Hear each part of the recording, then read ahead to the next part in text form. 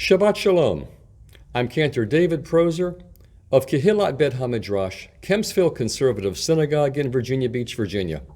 And this is our Torah portion commentary for Saturday, November 14th, 2020, corresponding to the 27th day of the Hebrew month of Mar Cheshvan in the year 5781. We thank Rabbi Joseph Prauser, Rabbi Adam Rosenbaum, Rabbi Joyce Newmark, Rabbi Avram Kogan, and the United Synagogue Torah Spark series for their various teachings and publications on this week's Parsha. This Shabbat, November 14th, we read the Parsha of Chayei Sarah, found in the book of Bereshit, the book of Genesis. It begins on page 127 of the Eitz Chaim Chumash and page 80 of the Hertz. Sarah dies at the age of 127 in Kiryat Arba, now Hebron, and Avraham mourns her. He bargains with the Hittites to secure a burial place for her. He buys the cave of Machpelah and the fields surrounding it from Ephron at an apparently inflated price. The center week of this week's Parsha is the search for a suitable wife for Yitzchak. Avraham dispatches his senior servant back to his homeland, Aram Naharayim, in the land of Haran, the land of Mesopotamia, to find a suitable wife for Yitzchak. The servant is unnamed here, but known as Eliezer based on a previous verse 2 weeks ago in Parshat Lech Lecha. He makes the servant swear that he will not select a Canaanite woman for Yitzchak. After arriving in Haran, the servant's prayer for guidance and a divine sign in identifying Yitzchak's future bride is immediately answered with the appearance of the beautiful and pure Rebecca, who approaches the well where the servant has stationed himself. In keeping with his prayer, she draws water from the well, generously providing water to the servant and also to his 10 camels. Eliezer learns that Rebecca, is the granddaughter of Nahor, Avraham's brother, and realizes that God has indeed guided him to the right woman. The servant presents gifts to Rivka and then to her family, including Lavan, her brother, and Bethuel, her father, to whom he tells the story of his mission and also what happened at the well. Rivka consents to marry Yitzchak.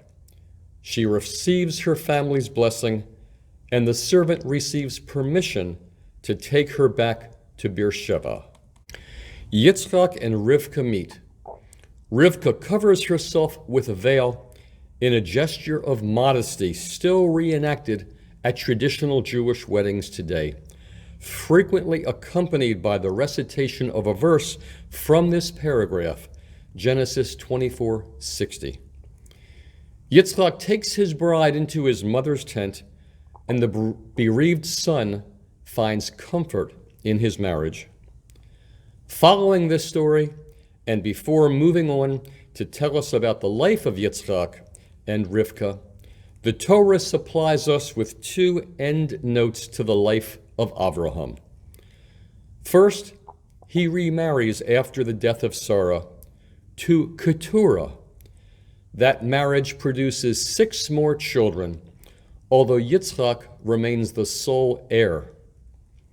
Next, upon Avraham's death at the age of 175, Yitzchak and Ishmael come together to bury their father in the cave of Machpelah that Avraham had purchased in which to bury Sarah at the beginning of this week's Parsha.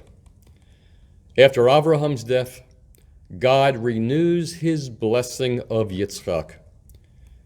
Ishmael dies at the age of 137, and the Parsha concludes by listing his many descendants, thereby demonstrating the fulfillment of God's earlier blessing as blessing him as the progenitor of a great nation and the father of 12 chieftains. The Haftorah for this week is from the beginning of the book of 1 Kings, chapter 1, verses 1 to 31, beginning on page 143 of the Eitz Chaim Chumash and page 90 of the Hertz. It describes an aging King David, echoing this week's Torah reading, which mentions that Avraham was old, advanced in days. King David was aging. Seeing his father advancing in age, Adoniyahu, one of King David's sons, seized the opportunity to prepare the ground for his ascension to his father's throne upon King David's passing, despite King David's express wishes that his son Shlomo, Solomon, succeed him. This tie-in of this Haftorah to the Torah reading is a perfect exercise in the favorite assignment of teachers everywhere: compare and contrast.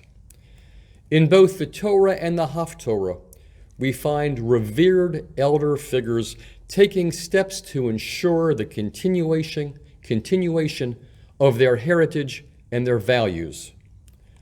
Avraham, by finding a suitable wife for Isaac, for Yitzchak, and King David, by designating his son Shlomo, Solomon, to ascend to the throne after him. In the Torah, Yitzchak, despite being 37 years old, willingly allows his father to make this selection for him. In the Haftorah, we find Adoniyahu, one of King David's sons, couldn't even wait for his father to die before trying to seize the opportunity to prepare his ascension to his father's throne, despite King David's express wishes that his son Solomon succeed him. Which of these two examples should we be using as our lesson for the week? Of course, history has already made that decision for us. So Shabbat Shalom, good Shabbos. Thank you again for watching. Be sure to subscribe, to like, and to hit the notification below so that you'll always know when we post new content. Shabbat Shalom.